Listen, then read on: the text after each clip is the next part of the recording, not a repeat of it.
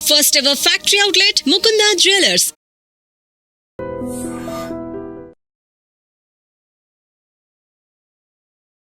చెరువులు కుంటలు నాలాలు ఎవడు కబ్జా చేసినా నిర్దాక్షిణ్యంగా గులగొట్టమని చెప్పింది. ఈ దేశంలో సుప్రీంకోర్టు కంటే పెద్ద కోర్టు ఏంది? ఏం కోర్టు ఉంది అంటున్నా? ఎవరు పడితే వాళ్ళు స్టే ఎట్లా ఇస్తారు? ఎవరు ఇచ్చారు మీకు అధికారం? సుప్రీంకోర్టు చెప్పింది వినాలని హైకోర్టులకు లేదా? ఏం వినాలే? మొన్న పోయారు కదా హైకోర్టుకు అనురాగ్ యూనివర్సిటీ వాళ్ళు. ఆయన కాయిదాలు చూసి వారం రోజులు టైం ఇచ్చి తహసీల్దార్ను ఒకవేళ ఎఫ్టీఎల్ ఉంటే తీసేయమని చెప్పిండ్రు. దానికి విద్యార్థులను అడ్డం పెట్టుకొని ఒక ఆయన, వెంచర్ను అడ్డం పెట్టుకొని ఇంకొక ఆయన, రాజకీయ నాయకులను అడ్డం పెట్టుకొని ఇంకొక ఆయన, ముఖ్యమంత్రి అన్నున్నాడని ఇంకొక ఆయన, ముఖ్యమంత్రి అన్నున్న కాలనీ అది దుర్గం చెరువు లేఅవుట్ కాదా? అది ఎట్లా లేఅవుట్ చేసిర్రు? అప్పుడు పర్మిషన్ ఇచ్చిన జిహెచ్ఎంసీ కమిషన్ని తెచ్చి ప్రాసిక్యూట్ చేయాలి కదా. దుర్గం చెరువు ఎన్ని ఎకరాలు ఉండాలి? వీళ్ళు ఎన్ని ఎకరాలు ఉంది? ఒక కొత్త చెరువు కట్టే సూరత్ లేదు కానీ ఉన్న చెరువులు మింగి రేపు భవిష్యత్ తరాల పిల్లలకి ఏమిద్దాం అనుకుంటారు మీరు? ఏమిస్తారు? బంజారా హిల్స్లో, జూబ్లీ హిల్స్లో కొండల్ని కంకర మిషన్లు పెట్టి పిండి చేస్తూ ఉన్నారు దుర్మార్గులైన రాజకీయ నాయకులు. ఆపున్నా పర్మిషన్స్ అని రేవంత్ రెడ్డి గారు. ఎందుకు ఆపవు? నీ పార్టీలో ఏరింది ఎందుకు? ఆయన ఎందుకు ఆ కొండలు ఎందుకు కొడుతుర్రు? ఆపుర్రా కొండలన్నింటిని కొట్టే వాటిని. ఇది ఇప్పటికిప్పుడు జరుగుతున్న విషయం కాదు, ఏళ్ల తరబడి రాత్రికి రాత్రి జరిగింది కాదు. ఎవరో ఒకరు మొదలు పెట్టాలా? ఎందుకు జరగలేదు? ఎవరో ఒకరు, అరే ఇంతకాలం నువ్వు గడ్డి తిన్నావు, ఇలానే అన్నం తింటున్నావు, it is wrong in it. మీరు గడ్డి తిన్నారు కాబట్టి నేను గడ్డి తినాలా? నాకంటే ప్రభుత్వం ముందు తప్పు చేసింది కాబట్టి నేను తప్పు చేయాలనా? Once again I'm telling I'm not supporting Revanth Reddy. ఊరు బాగుండాలా? పిల్లలు మీ కళ్ళ ముంగట వాయినాల్లో కొట్టుకుపోయినట్టు బురదలలో కొట్టుకుపోవాలని కోరుకుంటురా? నేను కోరుకుంటలేను. నా భాగ్యనగరం బాగుండాలని కోరుకుంటున్నా. ప్రపంచానికి హైదరాబాద్ ఒక కీర్తి ప్రతిష్టలు ఇచ్చిన నగరం. 400 సార్లుగా చరిత్ర ఉంది దీనికి. ఇంత మాట్లాడతారు. అసలు భాగ్యనగరాన్ని బాగమతి నది ఒడ్డున కట్టినప్పుడు ఎందుకు కట్టిర్రు? అప్పుడు ఏమైనా వరదలు రాలేదా? మూసికి వరదలు రాలేదా? అప్పుడు ఏం తెలుసా హైదరాబాద్ చరిత్ర వీళ్ళకి మాట్లాడేటోళ్ళకి?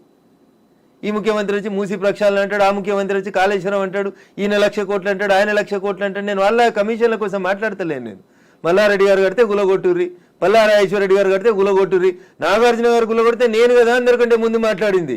కోర్టు స్టే ఇచ్చిందంటే ఎట్లా ఇస్తుంది కోర్టు అని అడిగిన. బరాబర్ అడుగుతా నేను. పొద్దున 6 గంటలకు గులగొట్టుడు మొదలు పెడితే మధ్యాహ్నం లంచ్ మోషన్ అయింది, 3 గంటలకు స్టే అయింది. అది స్టే అని మీడియా మిత్రులు తప్పు రిప్రజెంట్ చేసిరు. స్టేటస్కో ఇచ్చింది, అది కూడా కరెక్ట్ కాదంటే నేను జడ్జి గారి ముందు కూడా ఇట్లే వాదిస్తా. నేను కూలగొట్టాలి అంటున్నా. 2014లో చెప్పింది అంటున్నా ఆంధ్రప్రదేశ్ ఉమ్మడి హైకోర్టు. ఏమని? ఎన్ కన్వెన్షన్ సర్వే చేయమని చెప్పింది హైకోర్టు. సర్వే చేసి హెచ్ఎండిఏ 2016లో రిపోర్ట్ ఇచ్చింది. అందులో 3.5 ఎకరాల ఎఫ్టీఎల్ బఫర్ జోన్ ఉందని. 2016 నుంచి ఇలా ఎందుకు కూలగొట్టలేదు అంటున్నా. కోర్టు ఉత్తర్వులను ఎందుకు ఉల్లంఘించారు? ఏం జరిగింది అనుకుంటున్నారు మీరు? ఏం జరుగుతుంది? వాళ్ళ కోడలు బ్రాండ్ అంబాసిడర్ అయింది చేనేతకి. ఆమెకి చేనేత తెలియదు, చీర తెలియదు. ఆమె తెచ్చి బ్రాండ్ అంబాసిడర్ చేసారు. ఆ సంబంధాలు ఏం సంబంధాలు వాళ్ళు చెప్పాలి, అప్పుడు ఉన్న వాళ్ళు చెప్పాలి. నాకేం తెలుస్తుంది? వాళ్ళకి ఆ రంగుల లోకంతో ఉన్న రక్త సంబంధం ఏందో వాళ్ళు చెప్తే బాగుంటుంది. నానోరు ఎందుకు ఖరాబ్ చేస్తారు? రంగుల లోకంతో రక్త సంబంధం అలా అనుకుంటే కేవలం ఎన్ కన్వెన్షన్ నాగార్జున దాని మీదే ఉంటుందా? ఇప్పటికి పద్మాలయ స్టూడియో మీద లొల్లిపెట్టింది రఘునందన్. ఇదే హరీష్ అని 6 అడుగులు ఉన్నాడు మాట్లాడిండు. మళ్ళీ పర్మిషన్ ఎట్లా ఇచ్చారు ప్రభుత్వం రాగానే? ల్యాంకో హిల్స్ వక్ఫ్ భూమిలో ఉన్నారు. 10 ఏళ్ళు అధికారంలో ఉన్నాడు కేసీఆర్ అంటే. ఆయన ఒక రోజైనా మాట్లాడండి ఆ వక్ఫ్ భూముల గురించి? లగడపాటి కడుతుండని చెప్పి ల్యాంకో హిల్స్ అంతా వక్ఫ్ భూములు దున్నుతాం, పల్గొడతాం, ఇరుగొడతాం అన్నారు. పర్మిషన్ ఎవరు ఇచ్చారో తెలుసా కవిత గారు? పద్మాలయ స్టూడియోలో అపార్ట్మెంట్లు కట్టుకోవడానికి పర్మిషన్ ఇచ్చింది ఇదే గౌరవనీయులు కేసీఆర్ గారు, కేటీఆర్ గారు, హరీష్ రావు గారు. ఆ రక్త సంబంధం ఏందో అడుగుండ్రు. జర్రంత అవతలకి పోతే ఎంఆర్ ప్రాపర్టీస్ అని ఒకటి ఉంటాయి. ఎంఆర్ ప్రాపర్టీస్లో రైతులు, తెలంగాణ రైతులు మా భూములు పోతున్నాయని ఏడిస్తే వాళ్ళకి పైసలు ఇప్పిస్తామని స్పీచ్లు ఇచ్చిండు. ఇదే కేటీఆర్, అదే హరీష్ రావు, అదే కేసీఆర్ అన్నట్టు. ఆయన 10 ఏళ్ళు మంత్రులుగా పదవి అనుభవించారు. ఎన్నడన్నా ఎంఆర్ ప్రాపర్టీస్లో భూములు కోల్పోయిన రైతుల గురించి మాట్లాడేందుకు వీళ్ళకి నోరు వచ్చిందా? ఎందుకు రాలేదనుకుంటారు కవిత గారు? కారల్ మార్క్స్ అని కమ్యూనిస్టు సిద్ధాంతకర్త చెప్తాడు, మానవ సంబంధాలన్నీ ఆర్థిక సంబంధాలనే చెప్తాడు. అందుకనే రాఘవేంద్రరావు సినిమాక్స్ని ముట్టలేదు టీఆర్ఎస్ పార్టీ. పద్మాలయ స్టూడియోస్లో అపార్ట్మెంట్లు కడుతుంటే సపట్లు కొట్టిర్రు. ఎంఆర్ ప్రాపర్టీలో తెలంగాణ రైతులు మునిగిపోతే నోరు మూసుకున్నారు. నాలాంటి ఎవడో మాట్లాడాలి కాబట్టి మాట్లాడడం మొదలు పెడతా ఉన్నాం. I stand for the poor only. నేను ఇప్పుడు ఈ రాష్ట్ర ప్రభుత్వాన్ని డిమాండ్ చేస్తా ఉన్నా. కానీ నేను అమ్ముతురు కదా కోకాపేటలో ఎకరం 100 కోట్లు పెట్టి 100 ఎకరాలు అమ్మిండ్రు కదా. ఆ పక్కన ఇంకా 150 ఎకరాలు ఉంది ప్రభుత్వ భూమి. ఇప్పుడు ఈ ఇండ్లు పోతున్న వాళ్ళందరికీ ఒక 25 ఎకరాలు లేఅవుట్ చేయండి. ఈ పేదలందరికీ మంచికి 100 గజాల స్థలం ఇయ్యండి. ప్రధానమంత్రి ఆవాస్ యోజన కింద ఇంటి పైసలు 5 లక్షలు ఇయ్యండి. ఇందిరమ్మ ఇంటి కింద నువ్వు 5 లక్షలు. ఈ నాలాల మీద కట్టుకున్న వాళ్ళు, చెరువులు కుంటలలో కట్టుకున్న వాళ్ళ కోసం ఏంది కోకపేటలో 100 కోట్లకు ఎకరం పోయే భూమిలో వీళ్ళకి లేఅవుట్ చేసి 25 ఎకరాలు అక్కడ ఉప్పల్ బగాయితో లగాయితో అని పెట్టి అమ్మిర్రు కదా ఊడా యాక్షన్ పెట్టి. అట్లా ఈ గరీబ్ వాళ్ళందరికీ తీసుకొచ్చాడు కాలనీ కట్టు, వీళ్ళు అరువులు కాదా 100 కోట్ల భూమిలో ఉండేందుకు? 10 ఏళ్ల క్రితం కట్టుకున్న ఇల్లు కన్నం కూడా కూలిపోతుంది కదా, బాధపడుతురు కదా. వాళ్ళని తీసుకొచ్చాడు 25 ఎకరాలు లేఅవుట్ చేయి Revanth Reddy. Then I will support you, then I will congratulate you. అంతేగాని అసదుద్దీన్ ఓవైసీ ఇచ్చిన ఉడత ఊపులకు భయపడితే 400 కాదు 4000 స్టూడెంట్స్ ఉన్నారని బెదిరిస్తాడు. ఎందుకు సల్కం చెరువు కూల్తలేదు? కూలాలి కదా సల్కం చెరువులో ఉన్న ఫాతిమా మెడికల్ కాలేజ్. ఎందుకు భయపడుతున్నారు? ఏమవుతుంది రేవంత్ రెడ్డి గారు? మొదలు పెట్టినావు కదా, కొట్టేసేయన్ని. అపప్రద నీకెందుకు? మల్లారెడ్డితోటి పాత పగుందని, పల్లారాజేశ్వరరెడ్డి పార్టీ మారతలేడని కొడుతున్నారన్న చెడ్డ పేరు ఎందుకు? ముందు అసదుద్దీన్ ఓవైసీ తోటి మొదలుపెట్టు.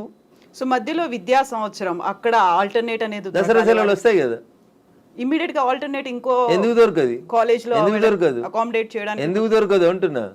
ఒక్క రోజులో కట్టేస్తారు. ఇప్పుడు అంతా కిర్బీ షీట్లు అనే స్ట్రక్చర్లు వచ్చినాయి కదా, టెంపరీ స్ట్రక్చర్లు. 20 మొత్తం రింగ్ రోడ్ పక్కన అన్ని బిల్డింగ్లు ఖాళీగా ఉన్నాయి, తీసుకొని కట్టుకోమని ఉండ్రి. ఇన్ని రోజులు అనుభవించారు కదా చెరువులో కట్టుకొని, దానికి రెంట్ కట్టుర్రి ప్రభుత్వానికి. ఫీట్ కింద వసూలు చేయాలి రేవంత్ రెడ్డి గారు ప్రభుత్వం ఇవాళ. ఏసి నిజంగా ఎవరైనా పేదలకు నష్టం జరుగుతుంది చెరువులలో తెలిసి తెలియక అమాయకంగా ప్రభుత్వం లేఅవుట్కి పర్మిషన్ ఇస్తే కట్టుకున్న వాళ్ళు ఉన్నారు, వాళ్ళందరినీ తీసుకొచ్చి కోకపేటలో పెట్టండి అంటున్నా. ఏంది ప్రాబ్లం ఏంది మీకు? గరీబులు అక్కడ ఇల్లు కట్టుకోదా కోకపేటలో? కట్టుకొని 100 గజాలు, 100 కాకపోతే 150 గజాలు, ఇంకా 150 ఎకరాలు ఉంది కదా ఆడ. నిజంగా నీకు హైదరాబాద్ శుద్ధి చేయడమే నీ లక్ష్యం అయితే రేవంత్ రెడ్డి గారు, కోకపేటలో ఉన్న 150 ఎకరాలలో ఎన్ని ఇళ్ళు పోతున్నాయో ఐడెంటిఫై చేయి. అందరికీ మంచికి 100 గజాలకు పట్టాలి, అప్పుడు ప్రజల్ని నర్శిస్తారు. ఇప్పుడు జీవో 111 కాదు, అంతకుముందు వాల్టా యాక్ట్లు ఇవన్నీ కూడా వచ్చాయి మన వాటర్ బాడీస్ ని ప్రొటెక్ట్ చేసుకో. నాకంటే ముందున్న వాళ్ళు ప్రతి ఒక్కరు తప్పు చేసిండని ఇప్పుడు నన్ను తప్పు ఏమని అడిగే అధికారం మీకు? అంటే ముందు నుంచి ఎందుకని ఫోకస్ పెట్టలేకపోయారు? ప్రెషర్స్ ఏమున్నాయి? ఎవరికి భయపడ్డారని మీరు? రాజకీయ నాయకులకి, రియాల్టర్లకి, వాళ్ళు ఇచ్చే పైసలకి. ఇంతకంటే ఎక్కువ ఏముంటుంది తల్లి? కట్టే కొట్టే తెచ్చిమంటే ఇంతే. రాజకీయ నాయకులకి ఎవరో అనుగా ఫైనాన్స్ చేసేటోళ్ళు, ఫండ్ ఇచ్చేటోళ్ళు, ఎవరో ఒక బిల్డర్ ఉండి అన్న నేను ఈ చెరువు పక్కన జరంత మట్టి పోసి అమ్ముకుంటా అంటే అమ్ముకోమంటాడు, చూసి చూడనట్టు పొమ్మంటాడు, అయిపోతుంది. అది 1 పోయి 2 అవుతుంది, 2 పోయి 3 అవుతుంది. అట్లా వాడు పోసిండని వీడు పోసి, వీడు పోసిండని ఇంకోటి పోసి. సో ఇప్పుడు మనకి వానలు, వరదలు, ఇవి మునిగిపోవడాలు ఇలాంటివన్నీ ప్రతిసారి వచ్చినట్టే. ఇదంతా ఎకలాజికల్ ఇంబ్యాలెన్స్. ఎగ్జాక్ట్లీ, ఇదంతా ఎకలాజికల్ ఇంబ్యాలెన్స్. ప్రకృతిని కాపాడండి, పర్యావరణాన్ని ప్రేమించండి. లేకపోతే ఇప్పుడు మంచినీళ్ళు తాగమంటే బాటిల్ పెట్టినట్టు రేపు ఆక్సిజన్ సిలిండర్లు జబ్బ మీద వేసుకొని మీ మన్మరాలు తిరగాల్సిన దుస్థితికి పోతారు మీరు. ఆ పరిస్థితి రాకుండా కాపాడండి అంటున్నా. ఎగ్జాక్ట్లీ. సో కోర్టు నోటీసులు, స్టేలు, ఆ తర్వాత స్టేటస్ కో మెయింటెనెన్స్లు ఇవన్నీ కూడా అంటే ప్రతిదీ ఏది టచ్ చేద్దామన్నా మళ్ళీ కోర్టుతో లింక్ అయి ఉంది కాబట్టి ఇది కూడా ఎక్కువ కాలం నిలవదేమో హైడ్రా అనేది కూడా వినిపిస్తుంది. యాజ్ అడ్వకేట్ మీరేం చెప్తారు అసలు? సో నేనేమంటున్నా, శుభం గోర్ర పెళ్లి కొడుకు అంటే ఏదో అన్నాడంటే అట్లున్నది మా కవిత ఆలోచన.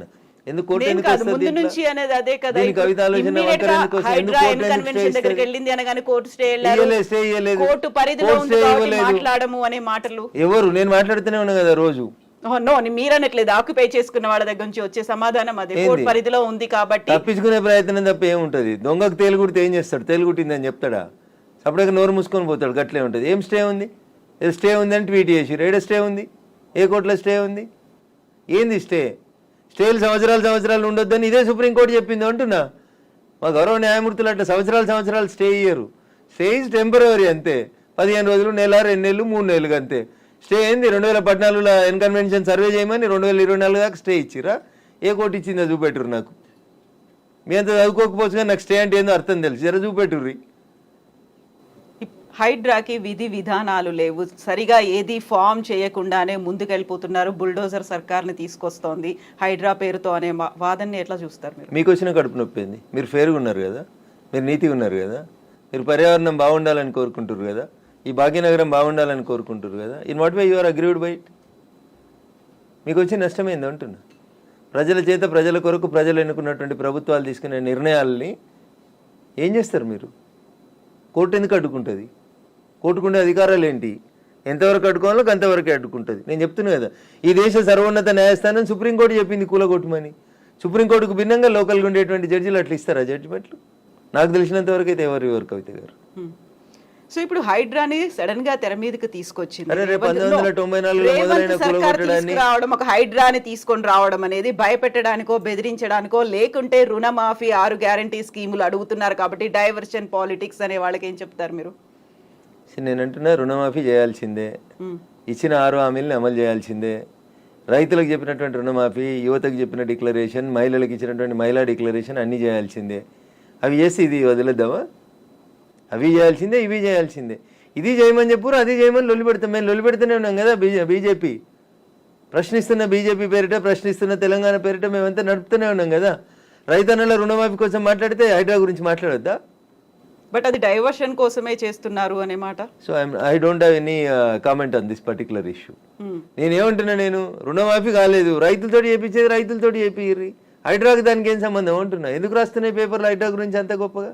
వదిలేశారు, ఆయన పని ఆయన చేసుకుంటూ పోతాడు, మీ పని మీరు చేసుకోర్రి. రుణమాఫీ గురించి మీరు రాయమంటే రాస్తారా? రాయరు కదా. రైతులు మాట్లాడితే మన పేపర్లలో హెడ్లైన్స్ రావు కదా. ఏమవుతాయి మనకి? హైడ్రా హైడ్రా మా కేటీఆర్ అంటాడు, ఆయన పోయి అమెరికాలో అంటాడు. అది ఫుల్ హాఫ్ పేజీలు వస్తుంది, పెద్ద పేజీలలో వస్తుంటుంది. ఫస్ట్ పేజీలలో 119 ఎమ్మెల్యేలలో ఆయన యువరాజు అయినట్టు ఆయన మాట్లాడితే పైన ఒక బాక్స్ కట్టి రాస్తారు మీరు. ఆయన కట్టిన జన్వాడ ఫామ్ హౌస్ నాది కాదని స్టేట్మెంట్ మారుస్తాడు. ఒక్క మీడియానైనా రాసిందా? రేవంత్ రెడ్డి అన్నట్టు ఆయన అరెస్ట్ చేసిన రోజు ఈ ఫామ్ హౌస్ నాది, ఇగో దాని మీద డ్రోన్ ఎగిరేసినావు, ఇగో క్రైమ్ నెంబర్ ఇంత, నార్సింగ్ పోలీస్ స్టేషన్ అని తీసుకొచ్చి ఒక్కరైనా రాసిరా మా జర్నలిస్ట్ మిత్రులు? ఇవాళ అది నోరా మోరా, ఇది నాది కాదు నా దోస్తుంది అని చెప్తే ఎందుకు రాయారు? ఆ రోజు స్టేట్మెంట్, ఈ రోజు స్టేట్మెంట్ రెండు పక్క పక్కన పెట్టి ఎందుకు చూపాయించారు? ఎలక్ట్రానిక్ మీడియాలో ఎందుకు చూపెట్టారు? ఎందుకు చూపెట్టరు అంటున్నా. ఎవరా దోస్తు? ఎందుకు నీకు లీజుకి ఇచ్చిండు? ఆయనకు నీకున్న వ్యాపార సంబంధాలు ఏంది? అది కదా మీరు బయట పెట్టాల్సింది. మునిపోయిన కంపెనీకి వారసుడు కదా ఆయన, నీకు జాగి ఇచ్చిన ఆయన, లీజ్ ఇచ్చిన ఆయన. 8,000 కోట్లు ఎగ్గొట్టిర్రాళ్ళు ఈ దేశంలో. అది మాట్లాడుకుందాం గట్లా. ఇవి మాట్లాడితే మంచిగా ఉంటాయి కదా. కవిత గారు ఆయన డింగ్ డింగ్ అని ఎగురుకుంటూ పోయి జన్వాడ ఫామ్ హౌస్ ఆ రోజు ఎందుకు చేసినావు? డ్రోన్లు ఎగురుతలేవా? తెలంగాణలో డ్రోన్ ఏడా ఎగురుతలేదా? డ్రోన్ ఎగురిస్తే తప్ప ప్రతి పెళ్లిలో డ్రోన్ ఎగురుతుంది, ప్రతి బరాతలో డ్రోన్ ఎగురుతుంది, ప్రతి శ్రీరామనవమికి డ్రోన్ ఎగురుతుంది, ప్రతి వినాయక చవితికి లేకుండా ప్రైవేట్ ప్రాపర్టీ మీద ఎగరడం